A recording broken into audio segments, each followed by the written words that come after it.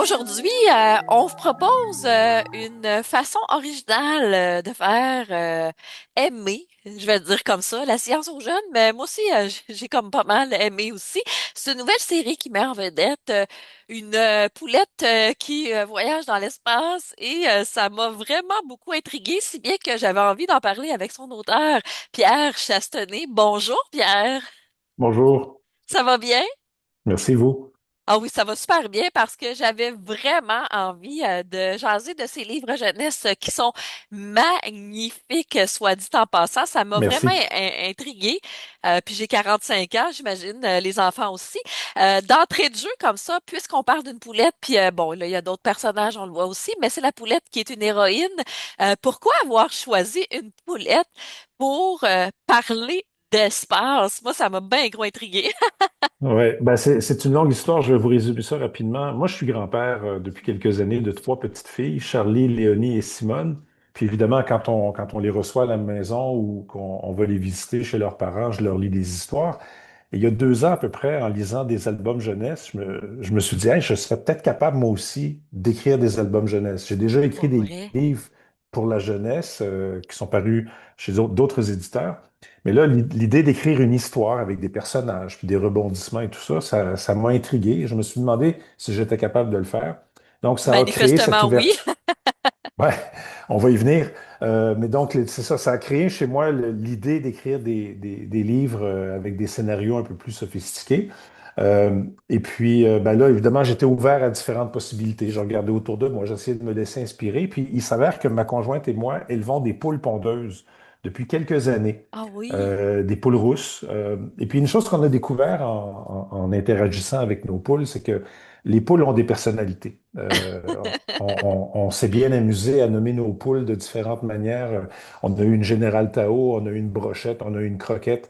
Et puis, entre autres, Générale Tao, qui était une Ouais. de nos poules, avait vraiment un comportement extraordinaire. Elle venait vers nous, elle était contente de nous voir.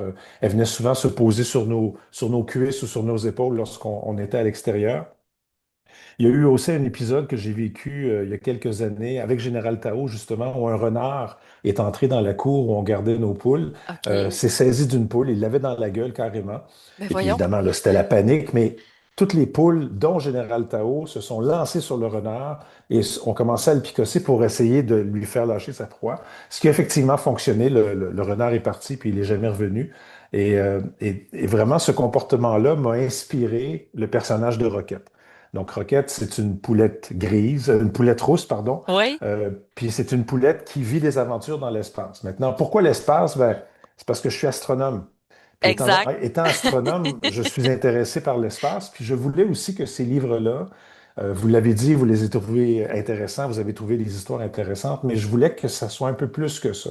Et c'est pourquoi, parmi les personnages, puis on pourra en reparler, il y a le professeur Niato, qui lui, Oui. son rôle là-dedans, c'est d'expliquer, dans le fond, les phénomènes astronomiques derrière les aventures de Rocket. Donc, par exemple, les deux albums dont on parle, il y en a un qui porte sur les comètes, l'autre qui porte sur les astéroïdes. Et donc, à Exact. la toute fin de l'album, Rocket pose ses questions au professeur en lui demandant, ben, c'est quoi une comète, c'est quoi un astéroïde? Et l'idée derrière ça, c'était que les jeunes lecteurs aient du plaisir à lire l'histoire, mais qu'ils apprennent aussi quelque chose en bout de ligne. On aime vraiment ça, mais on sent aussi l'humour dans tout, ben, dans les œuvres, là, on va le dire comme ça. Comment on réussit à mélanger l'humour puis le contenu scientifique pour vraiment accrocher les jeunes? Moi, je me suis posé la question parce que ça fonctionne, là. Mhm, tout à fait. Ben, écoutez, moi, je suis quelqu'un qui aime bien rire. Donc, au Ouais, ben on le départ, sent un peu. je ne suis pas nécessairement un vieux professeur grincheux. Et donc, j'ai essayé, effectivement, dans les histoires, de toujours introduire des éléments d'humour. Un de ces éléments-là, c'est Arthur, qui est le compagnon de Roquette, qui vit donc les aventures avec elle. Sauf qu'Arthur, il est peureux. Arthur, il est constamment en train de penser à ce qui pourrait mal aller, toujours en train de s'inquiéter. Puis ça fait un beau contrepoids à Roquette qui, elle, est très Oui. sûre d'elle, puis elle a des idées, puis elle sait comment faire, et ainsi de suite. Donc déjà, là, il y avait un élément d'humour. Il y a aussi les crocs, parce que dans des aventures, ça prend des méchants. Mais bon, les crocs, ce sont des renards de l'espace qui sont pas si méchants que ça, sont un peu nonos, en fait. On Et voit donc là aussi, l'inspiration, hein, les renards. ben, là, vous avez tout compris. Je veux dire, c'est ce renard qui a failli voler une de mes poules, il m'a inspiré C'est pour les fou. crocs. Et puis, effectivement, je trouve que d'insérer des éléments d'humour, en plus des éléments de suspense, puis d'avoir un arc dramatique, ça fait en sorte que les histoires sont intéressantes. Et si ça Oui. fait en sorte que les jeunes lecteurs et leurs parents se rendent jusqu'à la fin pour lire ce que le professeur Niota a raconté à propos des phénomènes astronomiques, ben moi, j'ai remporté mon pari. Puis, une chose que je dois dire aussi, vous parlez de l'humour, puis je pense qu'un élément important de la source de l'humour, ce sont les dessins de Simon Oui, Dupuis. ils sont Simon magnifiques, avec... faut en Oui, parler, là. Ils sont exactement. magnifiques, magnifiques. On va les voir passer à l'écran, là. Tu sais, je peux vous en remontrer, là, mais on va les voir passer à l'écran. C'est une belle collaboration, ça, là. C'est une collaboration absolument extraordinaire, puis c'est une collaboration qui est un peu inusitée dans le sens où moi, je connaissais pas du tout Simon avant de commencer à travailler sur ces albums-là. Ce sont les éditions Multimonde, en fait, Catherine Stas, qui est l'éditrice, qui nous a présenté, puis ça a cliqué immédiatement. Puis ce qui a surtout cliqué, c'est quand Simon a commencé à faire des esquisses pour les dessins des deux premiers albums. Puis il y a un style bande dessinée très Oui, dynamique, très coloré. Ce que j'aime aussi beaucoup, c'est les points de vue qu'il donne sur les différentes scènes. On est parfois dans l'espace, on est parfois dans le vaisseau. C'est vraiment extrêmement dynamique et ça fait en sorte, je trouve, que l'histoire avance très ben ça rapidement. Il y a, accroche. voilà, Tu sais, ça exactement. Il y a des accroche l'œil tout de rebondissements. suite, puis on est comme un peu, ben on regarde un peu partout, là, en plus de lire Ouais. l'histoire, là. Puis on a envie de tourner la page pour C'est savoir ça. ce qui s'en vient. Donc oui, ça, c'est un pari qui est absolument réussi. Puis je suis très, très heureux que Simon ait accepté parce que il est très occupé. Mais je pense que lui aussi a vu l'intérêt de travailler Oui. sur les aventures de Roquette. Et puis, ben, on forme un beau duo finalement. Ben, c'est un pari réussi. Puis, tu sais, on l'a dit, là, on a parlé d'humour un peu, puis des émotions que ça suscite, parce qu'il y a des émotions là, dans ces histoires-là quand même, mais on parle de notions scientifiques, puis c'était avant tout ça qu'on voulait faire ressortir. Mais c'était quelle notion qui était essentielle pour vous de transmettre aux jeunes, dans un sens, à travers ces histoires-là, là, les deux premières, là? Oui, il faut pas que ce soit compliqué parce qu'évidemment, on s'adresse Non. à des enfants de 6 à 9 ans. C'est sûr que pour les parents qui voudraient lire les histoires à des enfants plus jeunes, je pense que les plus jeunes vont y trouver un intérêt. Mais le niveau de lecture, le niveau d'écriture, c'est vraiment pour les 6-9. On n'est pas en train de leur expliquer le fonctionnement d'un trou noir ou les grandes idées de la mécanique quantique. On est vraiment plus en train de semer un intérêt pour des phénomènes ou des objets précis. Dans ce cas-ci, on parle de comètes, on parle d'astéroïdes. Simon et moi travaillons déjà sur un troisième tome qui, je pense, va paraître à l'automne, où là, ben, c'est une étoile qui explose. Ça, c'est OK. assez extraordinaire comme phénomène. Oui. Ça se produit dans l'univers. On appelle ça des supernovas. Puis là, ben, Rocket va être appelé à la rescousse d'une colonie de poulettes là, qui sont menacées par leur étoile qui est en train de gonfler. C'est sûr qu'à la fin, le professeur Niota va répondre à la question de Rocket, mais comment se fait qu'une Ouais. étoile, ça peut exploser? Ce qui est aussi sans doute une question que bien des jeunes vont se poser en lisant l'histoire. Puis le professeur Niota explique que c'est la façon dont les étoiles terminent leur vie. Puis c'est un processus naturel dans le cycle de vie des étoiles. Donc, le choix du thème va beaucoup dépendre du type d'aventure que Rocket va OK. vivre. Parmi les idées que j'ai pour d'autres albums, il y a une des histoires qui va se dérouler dans une nébuleuse. Alors, une OK. nébuleuse, c'est comme un grand, grand nuage de gaz où des Ouais. étoiles sont en train de naître. Alors, on va expliquer qu'est-ce que c'est une nébuleuse. On va expliquer qu'on peut en voir dans le ciel avec des jumelles ou un télescope.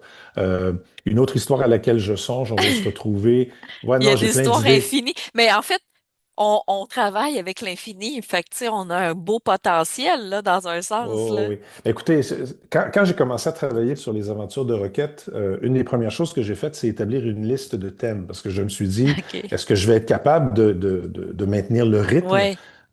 On se doute que les livres vont connaître du succès. On se doute que Multimonde va vouloir en publier d'autres et que ça va devenir peut-être une collection assez importante.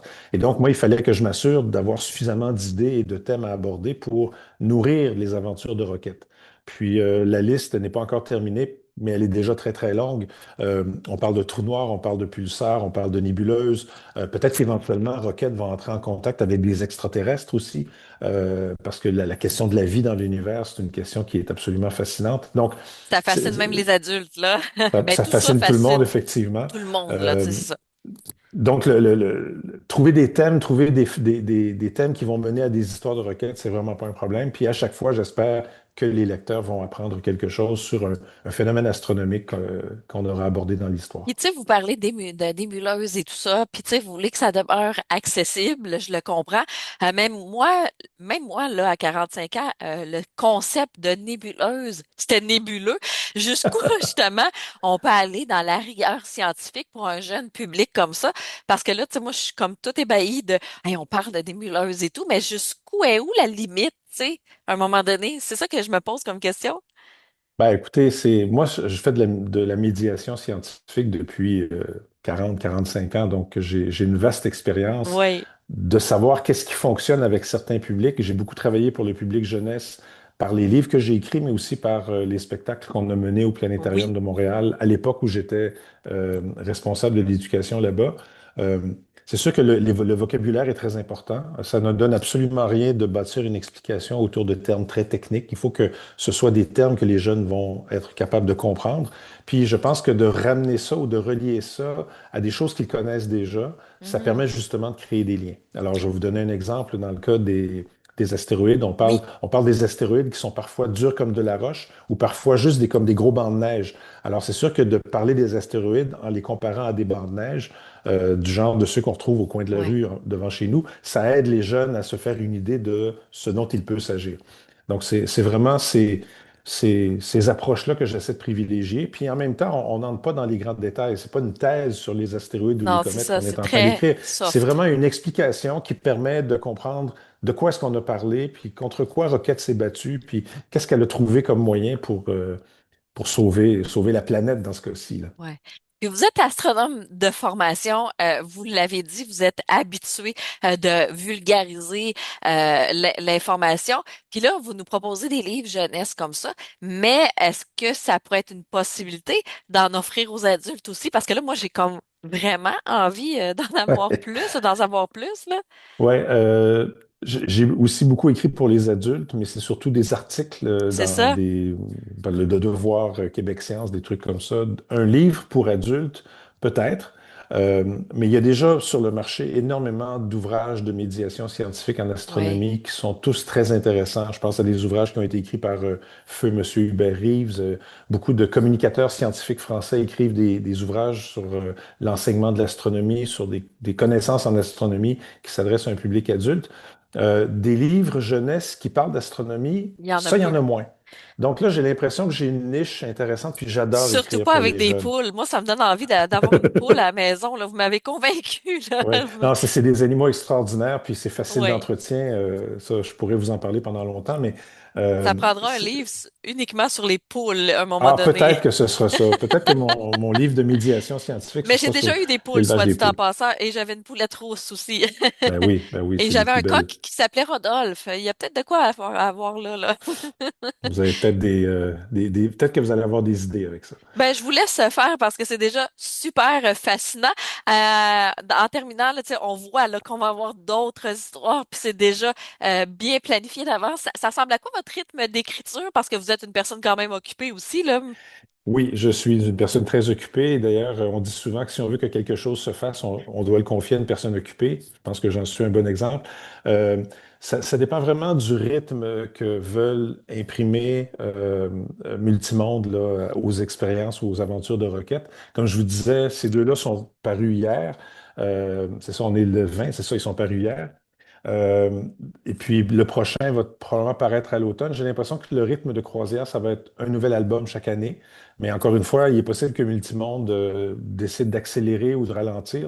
Je les suis. Faut s'adapter parce qu'il faut Ben oui, produire tout à fait. les textes. Oui, vous avez un peu l'histoire en tête, mais il faut produire les magnifiques images aussi qui Ouais, ben vont c'est peut-être ça avec qui ça. prend le plus de temps, en fait, Oui. parce que Simon, comme je vous le disais, est quelqu'un de très occupé. Il fait des présentations dans les écoles. Il a plusieurs projets d'illustration en parallèle de Rocket.